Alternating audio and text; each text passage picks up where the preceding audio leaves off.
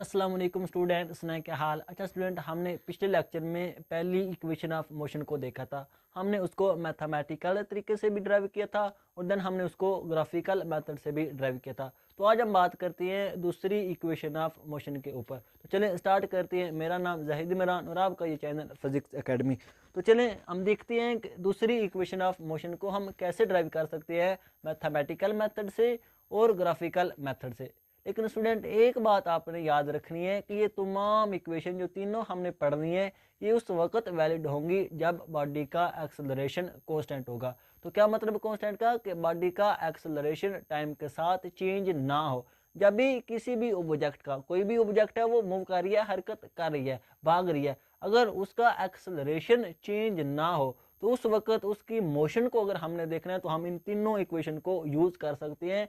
और मोशन में क्या चीज़ होगी स्टूडेंट, या तो उस ऑब्जेक्ट की वेलोसिटी होगी, या उस ऑब्जेक्ट वो वेलोसिटी की वजह से क्या करेगा, कोई ना कोई डिस्प्लेसमेंट कवर करेगा। और वो डिस्प्लेसमेंट किस में होगा, टाइम में होगा।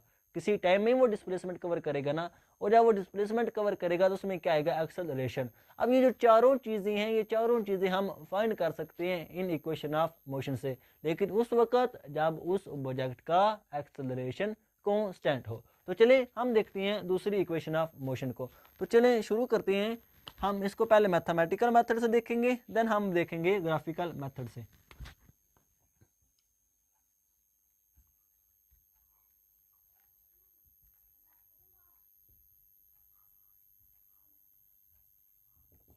तो स्टूडेंट हमें पता कि किसी भी ऑब्जेक्ट में जो वेलोसिटी है उस वक्त प्रोड्यूस होती है जब वो वाला ऑब्जेक्ट डिस्प्लेसमेंट कवर करे टाइम के साथ।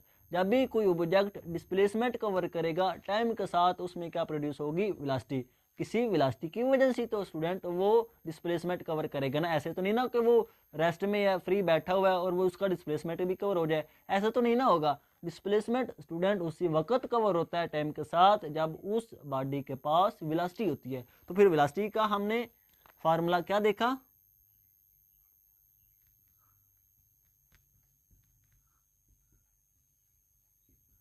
कोई ऑब्जेक्ट डिस्प्लेसमेंट कवर करे किसमें, टाइम टी में। अब यहां से अगर हम डिस्प्लेसमेंट की बात करें तो वो किसके इक्वल आ जाएगा, वेलोसिटी और टाइम के। अब अगली बात यह है कि अगर उस ऑब्जेक्ट की वेलोसिटी में चेंज आ रहा, ज़ाहिर बात है अब कांस्टेंट वेलोसिटी के साथ मूव करेगा तो उसका एक्सेलरेशन क्या होगा, जीरो होगा।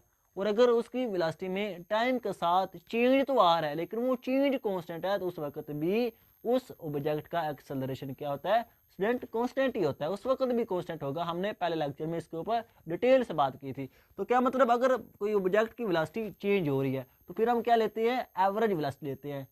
क्यों एवरेज वेलोसिटी लेते हैं, क्योंकि एवरेज नंबर हमें उस टोटल पाथ में जो वेलोसिटी ऊपर नीचे हो रही है उसका एक एवरेज नंबर दे देता है। तो यहाँ से फिर एवरेज वेलोसिटी हम ले लेते हैं जो कि ये बन जाएगी S is equal to V1। Average क्या लेते हैं, V1 प्लस V2 इनिशियल ले लेते हैं, इधर ये फाइनल ले लेते हैं, नीचे डिवाइड कर देते हैं 2 के ऊपर, नीचे डिवाइड किसके साथ कर देते हैं, 2 के साथ। यही एवरेज स्टूडेंट होती ना, पहली चीज़ प्लस दूसरी चीज़ और टोटल जितनी चीज़ें हैं उसके साथ हम डिवाइड कर देते हैं। तो पहली चीज़ V इनिशियल है, दूसरी V फाइनल है, वो हैं कितनी 2, तो उस 2 के साथ हमने डिवाइड कर दिए और साथ क्या मल्टीपल हो रहा है, टाइम मल्टीपल हो रहा है। अब स्टूडेंट एक चीज़ आपने याद रखनी है, ये वाला फार्मूला एवरेज वेलोसिटी का हम उस वक्त यूज़ करते हैं जब ऑब्जेक्ट टाइम जिस ऑब्जेक्ट का सेम हो।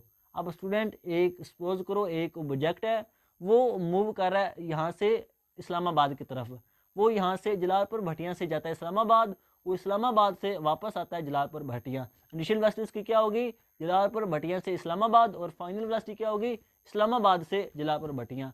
अब अगर इन दोनों जो उसने जो हमारे पास फैसला कवर किया है इस दोनों इंटरवल में अगर उसका टाइम सेम हो, क्या मतलब कि जाते हुए भी उतना ही टाइम ले, आते हुए भी उतना ही टाइम ले। अगर उसने जाते हुए 1 घंटा लिया है तो अगर आते हुए भी वो 1 घंटा लेगा, टाइम दोनों इंटरवल का बराबर होगा, दोनों पाथ का बराबर होगा, तो उस वक्त हम एवरेज वेलोसिटी का ये वाला फार्मूला स्टूडेंट यूज़ कर सकते हैं जब हमारे पास जो टाइम है वो सेम हो।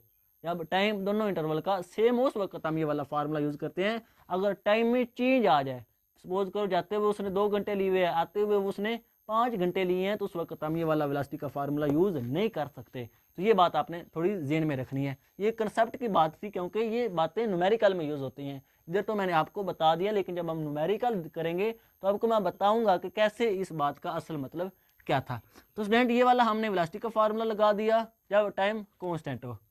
अब हमने पहली इक्वेशन ऑफ मोशन तो देख ली थी, वो क्या आई थी, वो आई थी, नजर आ रहा है ना,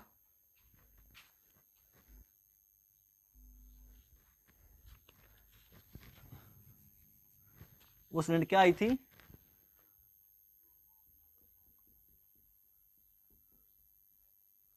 ये वाली आई थी।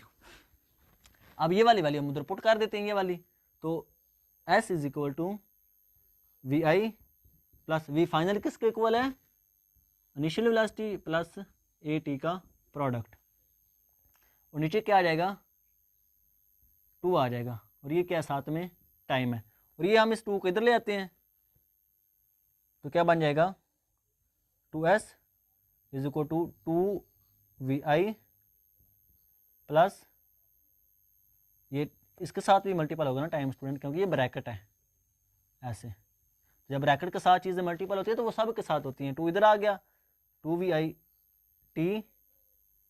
प्लस ए, और ये टी क्या बन जाएगा, टी का स्केयर बन जाएगा। अब हम दोनों तरफ क्या करते हैं, 2 के साथ डिवाइड करते हैं। इस इक्वेशन को 2 के साथ जब डिवाइड करेंगे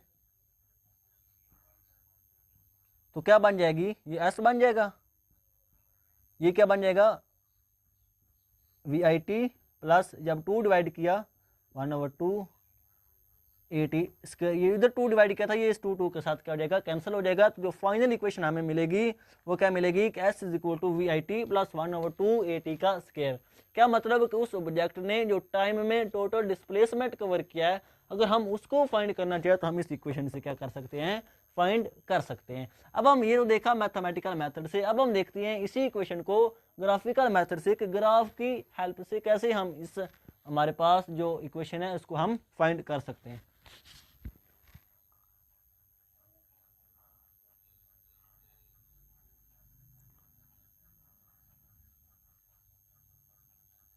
अब हम देखते हैं ग्राफिकल मेथड से। तो स्टूडेंट हमने क्या निकालना है, डिस्प्लेसमेंट। तो डिस्प्लेसमेंट, जब भी हम ग्राफ में डिस्प्लेसमेंट देखते हैं जो कि वेलोसिटी टाइम ग्राफ होगा, तो उस ग्राफ में ये जो पाथ बन रहा है उसके नीचे जितना भी एरिया होगा वो वाला सारा एरिया किसके इक्वल होगा, डिस्प्लेसमेंट के इक्वल होगा जो उस ऑब्जेक्ट ने कवर किया है। अगर हम वेलोसिटी टाइम ग्राफ में देखें तो जो हमारे पास पाथ बन रहा है उस पाथ के नीचे जितना भी एरिया होगा स्टूडेंट, वो सारा एरिया किसने कवर किया होगा, उस ऑब्जेक्ट ने, वो वाला एरिया उसका ऑब्जेक्ट का क्या बन जाएगा, डिस्प्लेसमेंट बन जाएगा, फासला बन जाएगा। तो हमारा क्या टास्क है, हमने ये जो ग्राफ है, इतना ग्राफ है ना स्टूडेंट, इसका एरिया फाइंड करना है। अगर हमने एरिया फाइंड कर लिया तो क्या मतलब, हमने उस ऑब्जेक्ट का डिस्प्लेसमेंट फाइंड कर लेंगे जो कि एरिया किसके इक्वल है, डिस्प्लेसमेंट के ही इक्वल है। तो हमारा क्या टास्क है, एरिया कितने ग्राफ का, OABD का।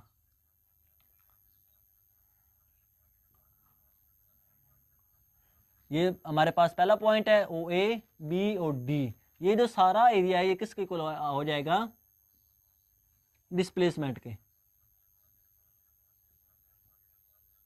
अब ये जो एरिया ये फाइनली फर्दर किस में डिवाइड हो रहा है, 2 एरिया में डिवाइड हो रहा है। पहला क्या है, OACD, और दूसरा क्या है, AB और C सिंपली।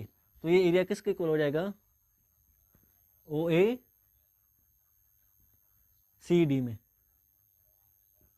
और जो दूसरा है वो किस में हो जाएगा, AB और C में। पहले हम इसको देखते हैं, देन हम इसको देखेंगे, OACD। उसमें ये हमारे पास सिंपली क्या बन रहा है, ये रिक्टेंगल बन रही है। तो रिक्टेंगल का एरिया क्या होता है, लेंथ ज़रबे विड्थ। हम लेंथ को विड्थ के साथ मल्टीपल कर देते हैं तो हमें रिक्टेंगल का एरिया मिल जाता है। तो ये क्या आएगा, इसको हम मल्टीपल कर देते हैं CD को OD के साथ, CD मल्टीपल OD। वो CD किसके इक्वल है स्टूडेंट, ये OA के इक्वल है, जो कि किसके इक्वल है, इनिशियल वेलोसिटी के। तो ये किसके इक्वल आ जाएगा, सी डी इनिशियल वेलोसिटी के, और ओ डी किसके इक्वल है, टाइम के। तो क्या ये वाला एरिया बना वी आई टी। अब हम बात करते हैं ए बी सी के, जो कि ट्राइंगल है स्टूडेंट। ये हमारे पास क्या बन रही है, ट्राइंगल है। अब अगर हमने ट्राइंगल का एरिया फाइंड करना है तो उसका क्या फार्मूला होता है, 1/2 बेस मल्टीपल हाइट। किसी भी ट्राइंगल का एरिया आप अगर आपने फाइंड करना तो आप सिंपली ये वाला फार्मूला लगा दे, 1/2 बेस मल्टीपल हाइट।